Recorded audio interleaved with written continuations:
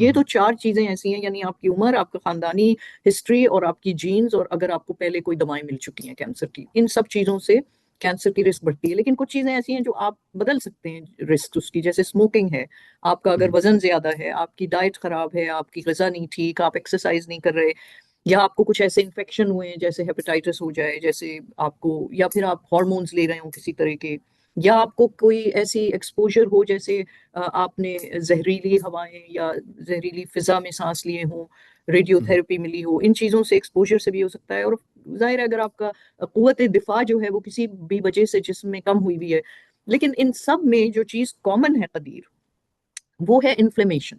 हमारे इतने ज्यादा मरीज आते हैं कदीर, जो सबसे आते ही पहला हमसे यही कहते हैं हैरानी के साथ कि डॉक्टर साहब हमने तो ना कभी सिगरेट पी, ना शराब को हाथ लगाया, जी। हमने हमेशा एक्सरसाइज की, हमें क्यों कैंसर हुआ है? हम्म, 90% लोग ये कहते हुए आते हैं आजकल अमेरिका में, क्योंकि यहाँ सही। पे बहुत ज्यादा अवेयरनेस बढ़ गई है कि अपना ख्याल रखना है। लेकिन बारीकी यह है कि इस सब के बावजूद आपको कैंसर हो सकता है।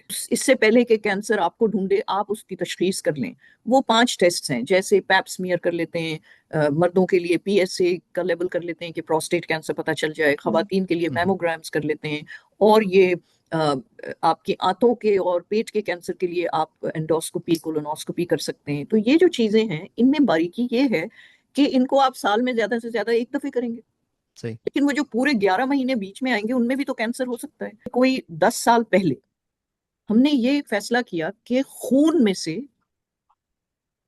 इन कैंसर के सबसे पहले बायोमार्कर्स खून में मिल सकते हैं। हम्म, क्यों? इसलिए कि खून आपके पूरे जिस्म में जाता है।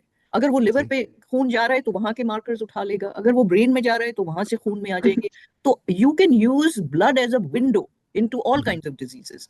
हम चाह रहे थे कि हम पहला सेल जो कैंसर का है उसको पकड़ें।